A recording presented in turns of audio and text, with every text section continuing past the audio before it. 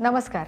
आपलं हे आनंदाचं पान तुम्हाला खरोखर आनंद देऊन जाणारं असावं असाच आमचा प्रयत्न आहे आणि आजच्या गप्पा तुम्हाला तो आनंद देतील याची खात्री आहे. या गप्पांमध्ये आनंदाचं पानमध्ये तुम्हा सगळ्यांचं स्वागत. मी भारती सहस्रबुद्धे.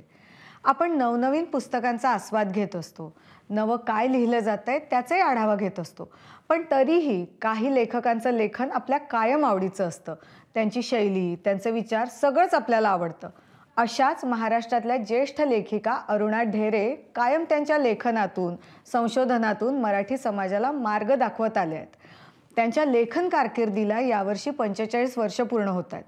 त्याच निमित्तानं कथालेखिका अरुणा ढेरेंच्या सर्वोत्तम कथांचं संकलन अगदी नुकतंच प्रकाशित झालंय. या पुस्तकाचं संपादन वंदना बोकील कुलकर्णी यांनी केलंय. या पुस्तकाचं नाव आहे सीतेची गोष्ट आणि इतर कथा. तर या नव्या कोऱ्या पुस्तकाविषयी बोलण्यासाठी आज स्वतः अरुणाताई आणि वंदनाताई दोघीही आपल्या कार्यक्रमात सहभागी झाल्यात. तुम्हा दोघींचंही स्वागत आहे. आणि या पुस्तकाबद्दल जाणून घ्यायचं आहे अरुणाताईंशी, कथा लेखनाबद्दल गप्पा मारायच्या. पण सुरुवात करते वंदनाताई तुमच्यापासनं, कारण या पुस्तकाचं संपादन तुम्ही केलंय. तर सीतेची गोष्ट आणि निवडक कथा, इतर निवडक कथा, यातला हा जो निवडक शब्द आहे ना, त्याबद्दल म्हणजे ती निवड कशी केली, कशा पद्धतीने झाली, अरुणाताईंचा किती सहभाग होता आणि पुस्तक एखाद्या वाचकाच्या हातात पडलं तर त्यांना काय काय वाचायला मिळेल याबद्दल तुम्ही आधी सुरुवातीला सांगावं. हो, अगदीच. अरुणाताईंची पहिली कथा प्रकाशित झाली 1984 मध्ये. स्त्री मासिकामध्ये नातं नावाची त्यांची कथा आली होती. म्हणजे आता 2024 म्हणजे अरुणाताईंच्या कथालेखनाला सुद्धा 40 वर्ष झाली आहेत. तर या संबंध कालावधीमध्ये अरुणाताईंनी ज्या कथा लिहिल्या त्यांची संख्या आहे 65. तर या कथांमधून या 40 वर्ष कारकिर्दीला कथालेखनाच्या झाल्यानिमित्ताने निवडक कथांचा एक संग्रह करावा असा प्रस्ताव अरुणाताईंचे जे प्रकाशक सुरेश एजन्सीचे शैलेंद्र कारले यांनी मला दिला. या प्रत्येक संग्रहामधून काही उत्तम कथा निवडल्या. ही निवड करताना अर्थातच आपल्या सगळ्यांना माहिती आहे की अरुणाताईंच्या कथालेखनाचा पैस खूप मोठा आहे. म्हणजे प्राचीन ते अर्वाचीन. म्हणजे पुराणातल्या शकुंतला मेनकासारख्या अप्सरा जीवन जगलेल्या स्त्रिया, महाभारतामधल्या स्त्रिया, रामायणामधल्या स्त्रिया, इथपासून ते आत्ताच्या समकालीन वास्तवामध्ये आपण ज्या आजूबाजूला स्त्री जीवन पाहतो ते, असा खूप मोठा पैस अरुणाताईंच्या लेखनामध्ये. त्यामुळे त्यातलं वैविध्य आणि त्यातला हा जो एक वैशिष्ट्यपूर्ण भाग आहे प्राचीन ते अर्वाचीन, तो सगळा एकत्रितरित्या वाचकांच्या हाती सोपवावा असं वाटलं. आणि त्या निमित्ताने या म्हणजे निवडक कथासंग्रहाच्या निमित्ताने या प्रत्येक संग्रहामधलं उत्तम, म्हणजे अर्थातच ती निवड थोडी वैयक्तिक असते पण तरी वाङ्मयीन निकष जर आपण लावले महात्मतेचे तर त्याच्यामध्येही बसेल आणि वैविध्यही समोर येईल. अशा प्रकारच्या 19 कथांची निवड या संग्रहासाठी मी केली आहे. अरुणाताईंनी ही निवड करताना मला पूर्ण स्वातंत्र्य दिलं, अरुणाताईंच्या प्रकाशकांनी पण आणि त्यांनी पण. अर्थात वंदनाताई म्हणजे बेस्ट ऑफ, आजकालच्या भाषेत बोलायचं तर बेस्ट ऑफ अरुणाताई किंवा अरुणाताईंच्या कथा असं म्हणता येईल. आणि ज्या म्हणजे पुस्तकाला नाव ज्या कथेचं दिलंय सीतेची गोष्ट, तर मला अरुणाताई तुमच्याकडनं जाणून घ्यायचंय सीतेची गोष्ट बद्दल. एक सीता आपल्याला माहीत असते वाल्मिकी रामायणामधली. त्याच्या खेरीज खरं तर रामायणाच्या खूप परंपरा आहेत प्रादेशिक, आणि त्यातही वेगवेगळी सीता आहेच. मला नेहमी असं वाटतं की सीता काय, द्रौपदी काय, किंवा सावित्री काय, उर्वशी काय, मैत्रेयी काय, या स्त्रियांच्यावर मी लिहिलं तर असं वाटलं की आज आपल्या काळाच्या आजच्या बिंदूवर उभं राहून आपण ज्या वेळेला त्या बायकांच्याकडे पाहतो त्यावेळेला त्यांचं मन समजावून घेण्याचा आणि त्यांच्या जीवनाचे नवे अर्थ लावण्याचा प्रयत्न करत असतो. त्यामुळे सीता पाहताना मला पहिल्यांदा असं वाटलं की अरे, जनकाची मुलगी, विदेहराज जनक, एका बाजूला ब्रह्मर्षी असलेला, एवढं मोठं माहेर तिला मिळालेलं असताना नंतरच्या तिच्या सगळ्या आयुष्यात तिचा जो झालेला प्रवास आहे, तिचं वनवास आहे, तिचं पळवून नेलं जाणं आहे, तिने भोगलेलं जे बंदिवास आहे रावणाचा तो आहे, त्याच्यानंतर तिने केलेली दिव्य आहे, तिला पुन्हा एकदा रामाने वनात धाडलेलं आहे, या सगळ्यामध्ये कुठेच तिला कुठलाच कोणाचा आधार नाही का? बाईला म्हणून जे हवं असतं, तिच्या आयुष्याची एक समजूत हवी असते, ती नाही मिळालेली कुठे. आणि मग तिच्या बाजूने तिच्या मनात निर्माण झालेले किंवा तिच्या संबंधी आपल्यासारख्यांच्या मनात निर्माण होणारे कितीतरी प्रश्न असतात.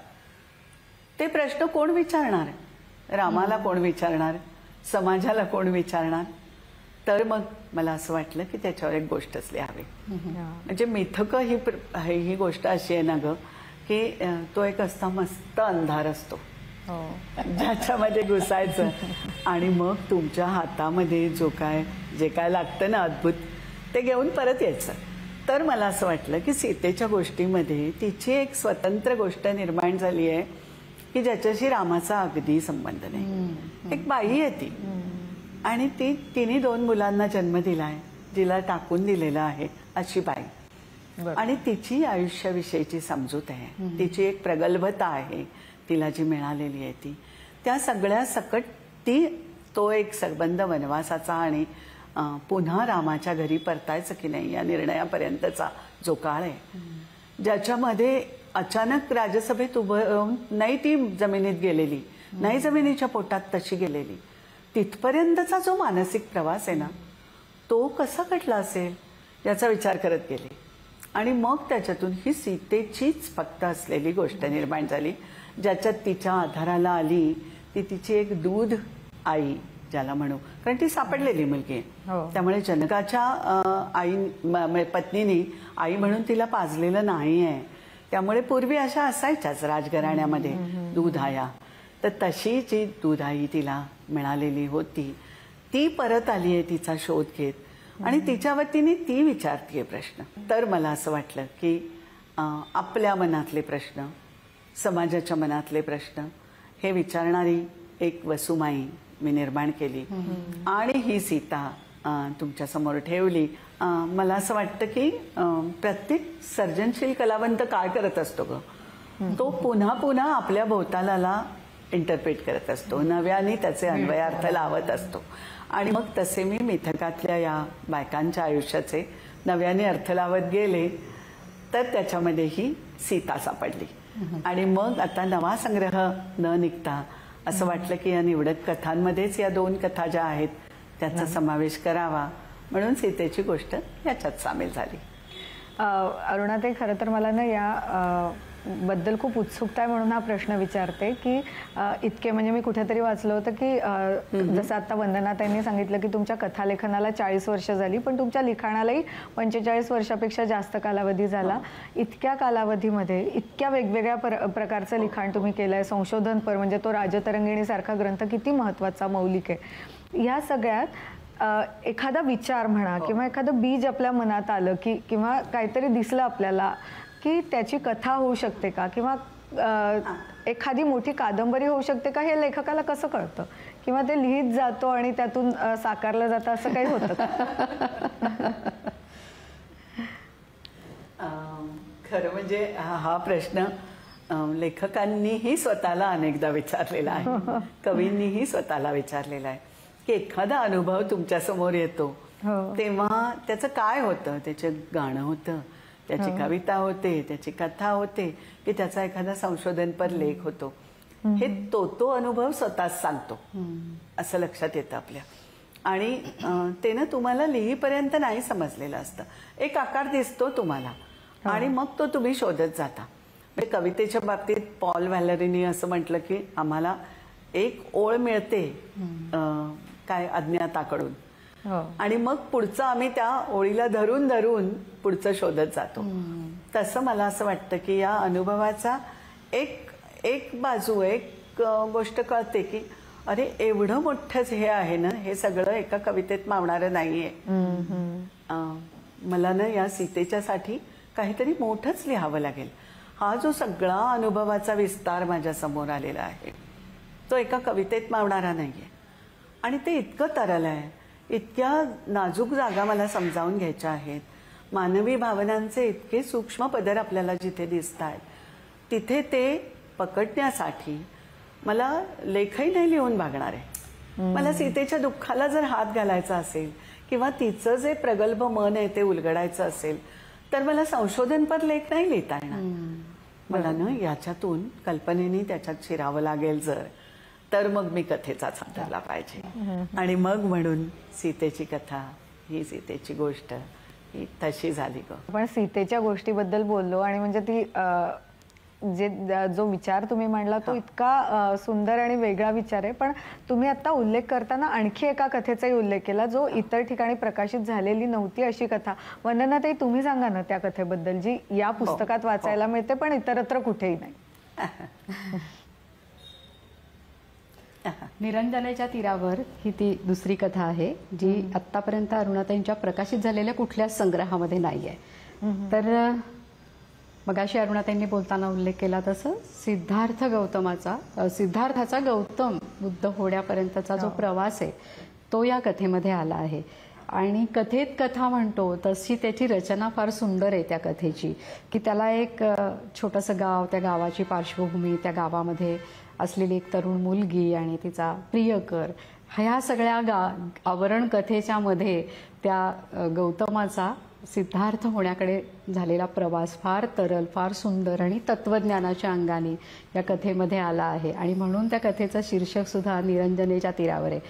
पण अरुणाताई, या आपल्याच 65 कथांमधनं 19 या पुस्तकासाठी सिलेक्ट होत होत्या, निवडल्या जात होत्या, तेव्हा तुम्हाला असं नाही का वाटलं की अरे ही पण तर वेगळी कथा आहे, ही राहून गेली किंवा काय, असं म्हणजे झालं का थोडंसं? म्हणजे कुठल्याही लेखकाचं होतं की गुंतून जातो आपण लिहिताना त्या सगळ्या गोष्टींमध्ये. पण नंतर मला असं वाटतं की आपण त्याच्यातून बाहेर येऊन आपल्या सगळ्या निर्मितीकडे ज्या वेळेला थोड्या तटस्थतेने पाहू शकतो तेव्हा, आणि पाहिलं पाहिजे पण लेखकाने. आता जेव्हा निवडक कथा समोर येतात त्यावेळेला एवढ्या मोठ्या संग्रहामधून त्याच्यातल्या एक 3-4 कथा नमुना म्हणून आपल्या एका प्रवासाचा भाग म्हणून वंदनाने निवडलेल्या आहेत हे मला समजतं. त्यामुळे मला त्या वाङ्मय व्यवहाराच्या बाबतीतल्या अनेक जाणवणाऱ्या छोट्या सूक्ष्म गोष्टी या त्याच्यात मी कितीही मांडलेल्या असल्या तरी निवडक म्हणताना तुमच्या समोर 6 संग्रह असतात आणि त्याच्यातून होणारी निवड असते आणि त्याच्यात थोडा वंदना म्हणते तसा व्यक्तिगततेचा भाग असतोच, तर तसा तो असणार हे खरं आहे. पण मला असं वाटतं की वाचकांना ज्या वेळेला सीतेची गोष्ट वाचक वाचतील ना त्यावेळेला त्यांना अशोक वनात सारखी सीतेवर आणखी एक लिहिलेली कथा पण वाचायला आवडेल. किंवा मी मिथकांच्या संबंधी बोलतीये तर मग शकुंतला मेनकेच्या संबंधी मायलेकी म्हणून काय लिहिलंय अरुणाताईंनी हे बघायला आवडेल. किंवा उत्तर पर्वात एकदा या नावाने मी सुभद्रा आणि अर्जुन, बृहन्नडा झालेला अर्जुन आणि त्यानंतरच्या त्यांचा जो काय एक संबंध आहे तर उत्तरा आहे, या सगळ्यांच्या संबंधी काही काय लिहिलंय हे बघायला म्हणून मूळ संग्रहाकडे जायला आवडेल. तर मला असं वाटतं की हे सगळं ना आपण वाचकांच्या समोर ठेवलं आहे त्यातल्या त्यात उत्तम असं म्हणून. पण या सगळ्यामधून वाचकांनी हे तर वाचावंच पण आपल्या सगळ्या बाकीच्या पुस्तकांच्याकडे वळावं अशी सुद्धा इच्छा माझी आहेच. त्यामुळे मला असं वाटतं की खरं तर हा म्हणजे तुम्ही आता सांगत होत्या की म्हणजे मला मान्य आहे की 65 कथांमधनं 19 कथा निवडायच्या होत्या किंवा वंदनाताईंनी त्या निवडल्या, पण तुम्हाला असा मोह नाही का झाला या कथा पुन्हा एकदा जेव्हा हाताळताना की अरे ही कथा मी काहीतरी वेगळ्या पद्धतीने लिहू शकली असती किंवा ती जी जर मी आज लिहिली असती तर कदाचित काहीतरी वेगळं त्यात आलं असतं किंवा काय अशा पद्धतीने काही? हो हो हो, तसा मोह अगदीच 1-2-3 कथांच्या बाबत जरूर झाला. पण मला असं वाटलं की हा ना मी या सगळ्याकडे एक माझा प्रवास म्हणून पाहते. मला असं वाटतं की आपण स्वतःमधलं चांगलं वाईट सगळं उपसत असतो लिहिताना. त्याच्यात कधीतरी काय म्हणूया की गारेचे खडे येतील चमकणारे, कधीतरी खरं खुरं काहीतरी हाताला एखादं सोनं लागेल, एखादं आणखीन काही लागेल, असं सगळंच येत असतं आपलं. आणि आपला जाणीवेचा जो एक शहाणीवेचा प्रवास असतो ना तो पण ह्याच्यातून दिसावा ना. ठीक आहे, तर तो सगळा प्रवास निवडक कथांमधून दिसतो. हे पण निवडक कथांचं एक काय ज्याला म्हणू वेगळेपण किंवा हवं असं पण असं असतं की वाचकांच्या समोर हे सगळं ठेवलं तर पहा की हा प्रवास करत इथवर आलेले आहेत त्या, असं काहीतरी या पुस्तकाच्या निमित्ताने ते पण होऊन जाईल. त्यामुळे कधीतरी एखाद्या गोष्टीचं म्हणजे मला आठवतंय की अज्ञात झऱ्यावर रात्री या नावाची माझी जी कथा होती ती वाचल्यानंतर आशा बग्यांनी मला पत्र लिहिलं होतं. तेव्हा त्यांनी त्याच्यात लिहिलं होतं की अरुणा याची एक सुंदर दीर्घ कथा किंवा लघु कादंबरी होऊ शकते ग. मी त्याच्याकडे वळले नाही परत. खरं म्हणजे होऊ शकते असं वाटण्याच्या शक्यता आपल्यालाही जाणवलेल्या असतात, वाचकालाही जाणवलेल्या असतात चांगल्या, पण नाही झालं पाहिजे माझ्याकडून. नाही, मला हा जो अरुणाताई आता तुम्ही ज्या प्रवासाबद्दल बोलल्यात तोच वंदनाताईंना प्रश्न विचारायचा आहे की वाचक म्हणून तुम्हाला काय दिसलं या प्रवासात, काय वेगळं पण जाणवलं?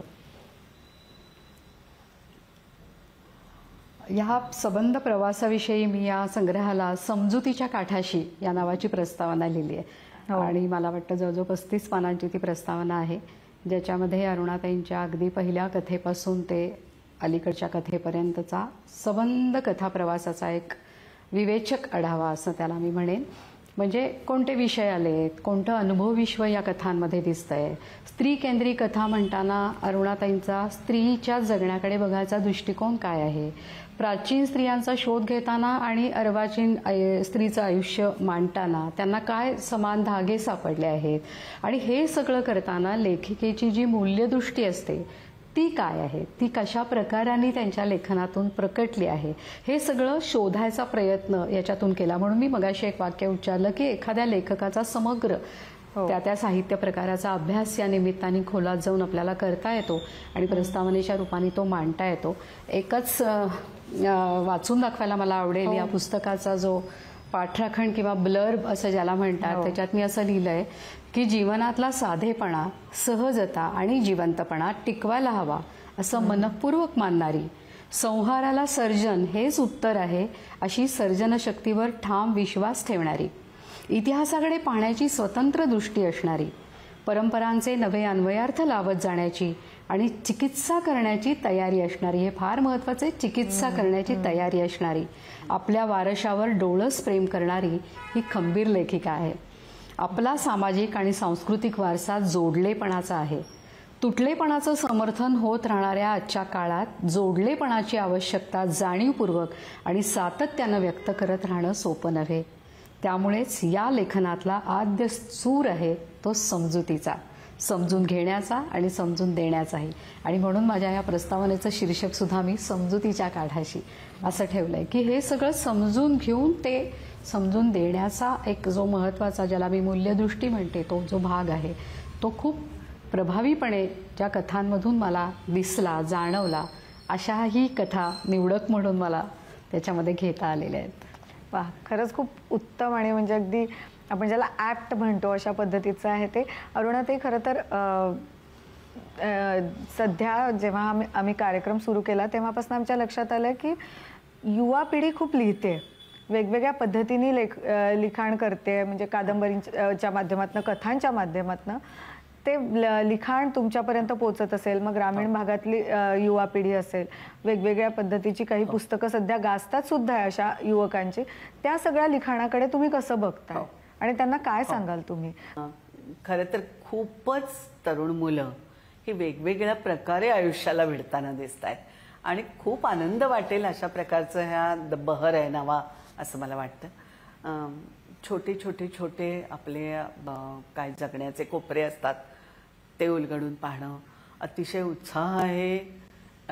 एक प्रकारे हे सगळं लिहिताना कुठल्याच प्रकारच्या मर्यादा ज्या पूर्वीच्या लेखकांना खूप होत्या त्या सगळ्या न मानता आपल्या सगळ्या प्रतिभेला मुक्त आविष्कार करण्यासाठीच जे एक मोठं अंगण, मोठा पैस या मुलांना मिळालेला आहे, त्याचं ते खूप मनापासून आणि भरपूर वापर करतायत.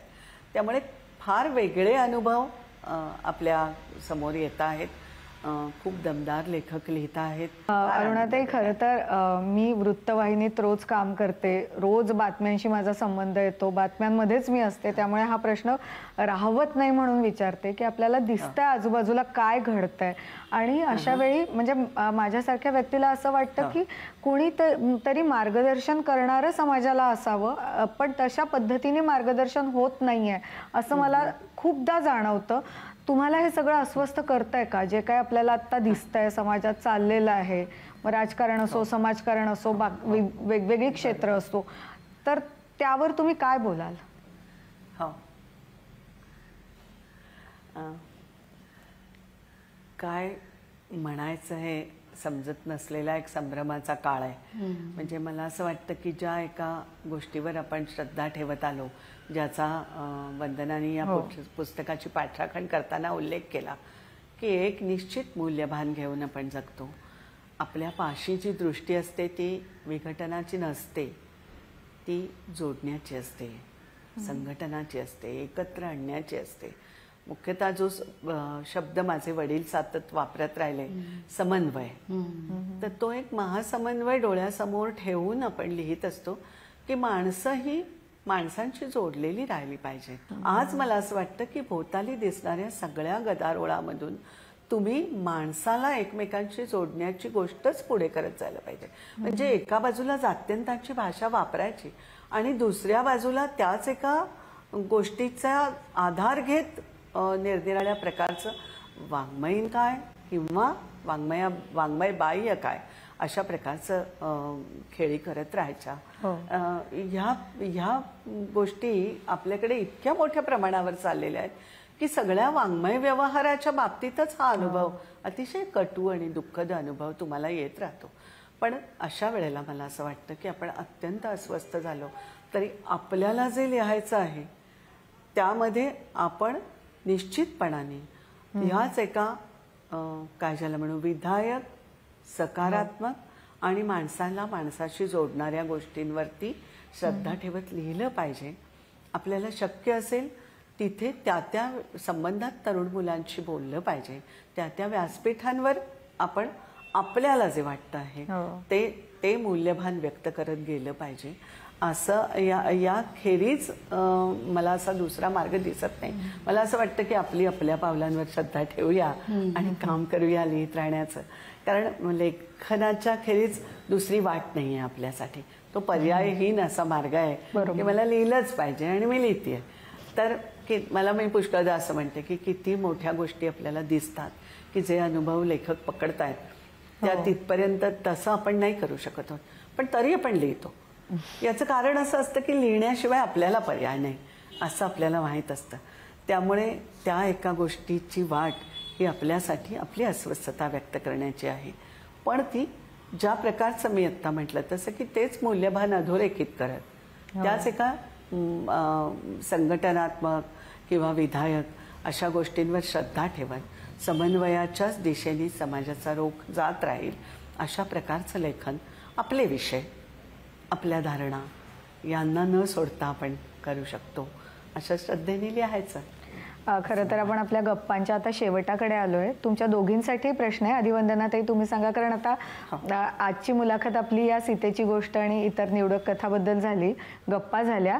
पुढे काय तुमच्या दोघींच्याही जवळचे नवे प्रोजेक्ट्स काय आहे? आपला हा कार्यक्रम पुस्तकांविषयी, तर काही नवी पुस्तकं येऊ घातली आहेत का? काय कशावर काम सुरू आहे का? तेही आपल्या मुलाखतीच्या गप्पांच्या शेवटी. वंदनाताई.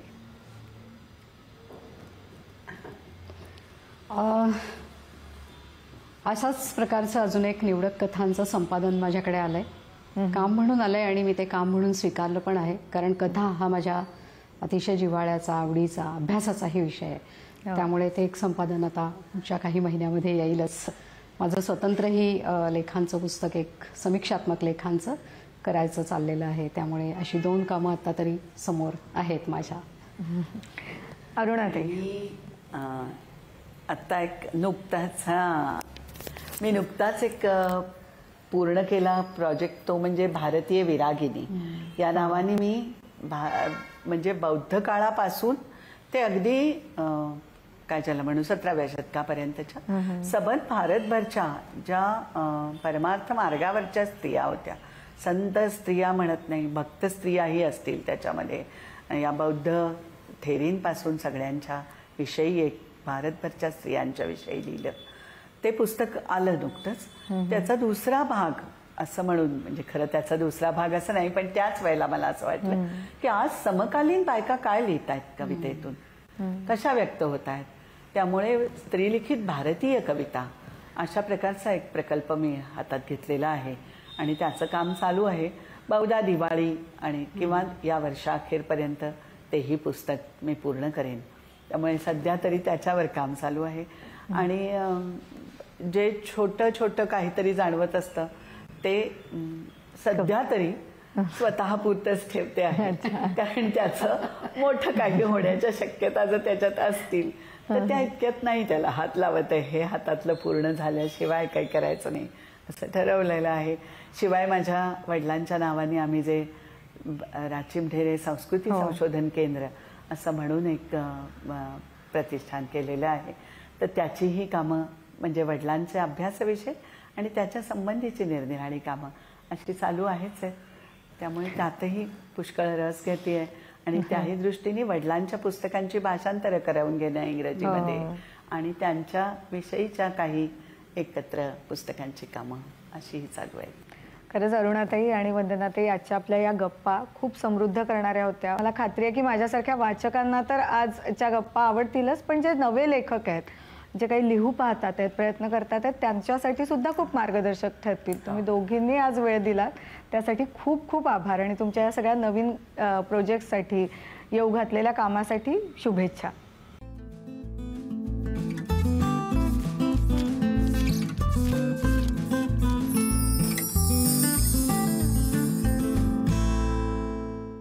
आता वेळ झाली आहे ती आपल्या टॉप 5 पुस्तकांविषयी जाणून घेण्याची आणि या 5 पुस्तकांविषयी सांगताय मॅजेस्टिक बुक डेपोचे संचालक आशय कोठावळे. नमस्कार, मी आशय कोठावळे. यावेळी मॅजेस्टिक बुक डेपोमधील टॉप 5 पुस्तकांपैकी पहिलं पुस्तक आहे सारीपाट, माधव सावरगावकर यांचं. सारीपाट हा एक पारंपरिक खेळ आहे. पट आणि सोंगट्यांचा हा खेळ. इकडे पट आहे, रासायनिक उत्पादनांचा कारखाना आणि तिथे काम करणारी विविध पदावरची माणसं खेळतात हा सारीपाटाचा खेळ. खेळणारी पण माणसं आणि त्यांना खेळवणारी पण माणसंच. केशवराव कोठावळे जन्मशताब्दी वर्षानिमित्त आयोजित करण्यात आलेल्या कादंबरी स्पर्धेतील 100हून अधिक कादंबऱ्यांमधून ही प्रथम क्रमांकाची विजेती कादंबरी आहे. यानंतरचं दुसरं पुस्तक आहे ते म्हणजे साहित्य अकादमी पुरस्कार विजेते लेखक कृष्णात खोत यांचं काळ्या माळ्या भिंगोळ्या. ही कादंबरी शिक्षण क्षेत्रात फोफाट माजलेल्या आर्थिक, नैतिक आणि बौद्धिक भ्रष्टाचाराचा वर्तमान वास्तवाचा एक्सरे आहे. यानंतरचं तिसरं पुस्तक आहे ते म्हणजे पडद्यामागचं सत्य, बाबू कोपळे यांचं. बाबू कोपळे यांनी उच्च शिक्षणासाठी जर्मनी आणि रशिया या 2 देशात काही वर्षांसाठी वास्तव्य केलं. या वास्तव्यादरम्यान त्यांना आलेल्या अनुभवांचं कथन त्यांनी या पुस्तकात केलेलं आहे. हे सर्व लेखन एका थरार नाट्याचा अनुभव वाचकांना देईल.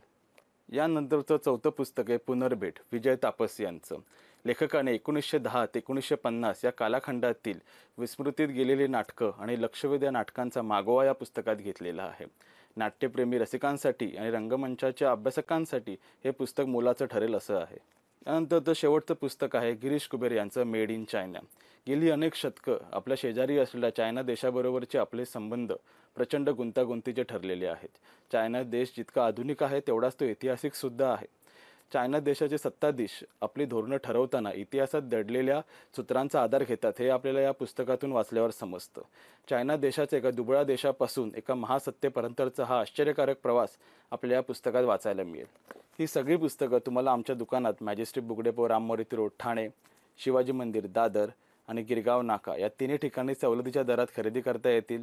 त्याचबरोबर आमची वेबसाईट majesticreaders.com व आमचं मोबाईल ॲप्लिकेशन मॅजेस्टिक रीडर्स यावरही आपल्याला सवलतीत खरेदी करता येतील. धन्यवाद. गेल्या आठवड्यात आपल्या आनंदाचं पानमध्ये जी प्रश्नमंजुषा स्पर्धा घेतली गेली होती त्याचे निकाल जाहीर करायची वेळ आली आता आणि ते निकाल जाहीर करतायत राजहंस पुस्तक पेठेचे संचालक संजय भास्कर जोशी. आधी तुम्हाला उत्तरं सांगतो त्या प्रश्नांची. पहिला प्रश्न होता पु ल देशपांडे यांना कोणत्या पुस्तकासाठी साहित्य अकादमी पुरस्कार मिळाला, तर त्याचं उत्तर आहे व्यक्ती आणि वल्ली या पुस्तकासाठी साहित्य अकादमी पुरस्कार मिळाला. दुसरा प्रश्न जरा गमतीदार होता. एकाच नावाच्या 2 पुस्तकांना साहित्य अकादमी पुरस्कार मिळालाय, त्यातलं एक पुस्तकाचे लेखक होते एलकुंचवार, दुसरं कोण असा प्रश्न होता. तर त्या पुस्तकाचं नाव आहे युगांत. युगांत हे एलकुंचवारांचं पुस्तकाला साहित्य अकादमी मिळाला. त्याचप्रमाणे इरावती कर्वे यांच्या देखील युगांत नावाच्या पुस्तकालाच साहित्य अकादमी पुरस्कार मिळालाय, तेव्हा उत्तर होतं इरावती कर्वे. तिसऱ्या प्रश्नामध्ये मी काही पुस्तकं दाखवली होती 2 आणि त्याचे मुखपृष्ठ कुणी केले ते विचारलं होतं. पहिलं पुस्तक होतं भालचंद्र नेमाडे यांचं हिंदू, त्याचं मुखपृष्ठ केलंय सुभाष अवसट यांनी. आणि दुसरं मुखपृष्ठ होतं प्रकाश नारायण संत यांचं वनवास हे पुस्तक, तर ते मुखपृष्ठ केलं आहे पद्म सहस्त्रबुद्धे या विख्यात चित्रकारांनी.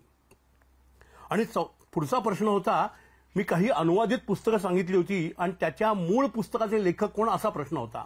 पहिलं पुस्तक होतं पु ल देशपांडे यांनी एका कोळीयाने या नावाने केलेला अनुवाद. तर ते मूळ पुस्तक आहे old man and the sea, त्याचे लेखक आहे अर्नेस्ट हेमिंग्वे. आणि दुसरं पुस्तक कॅचर इन द राय, त्याचा अनुवाद संजय भास्कर जोशी म्हणजे मीच केला आहे. तर त्याचे मूळ लेखक आहेत J.D. सॅलिंजर यांची ती कादंबरी आहे कॅचर इन द राय. आणि ही उत्तरं बरोबर देणारे 4 जण आहेत स्पर्धक पहिल्यांदा पाठवणारे.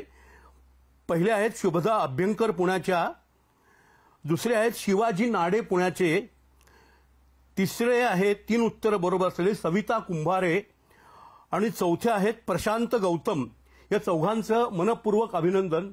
त्यांनी 9822003411 या क्रमांकावरती राजहंस पुस्तक पेठेत संपर्क करावा आणि आपली बक्षिसाची पुस्तकं घेऊन जावीत. या प्रत्येकाला 500 रुपयाची हवी ती पुस्तकं बक्षीस म्हणून मिळणार आहेत. पर्यायचं रसिक हो, पुन्हा भेटूयात आपण या महिन्याच्या शेवटच्या रविवारी अजून एका प्रश्न मंजुषेसाठी. धन्यवाद. या आठवड्यात सिद्धहस्त लेखिका अरुणा ढेरेंच्या कथांविषयी आपल्या गप्पा झाल्यात. जे उत्तम, उदात्त, उन्नत असं लेखन क्षेत्रात आहे ते सगळं या कार्यक्रमाच्या माध्यमातून तुमच्यापर्यंत पोहोचवण्याचा आमचा प्रयत्न आहे. त्याला तुमची साथही आवश्यक आहे. आम्ही पुढच्या आठवड्यात अशी नवीन पुस्तकं घेऊन भेटूच. तोवर वाचत राहा. धन्यवाद.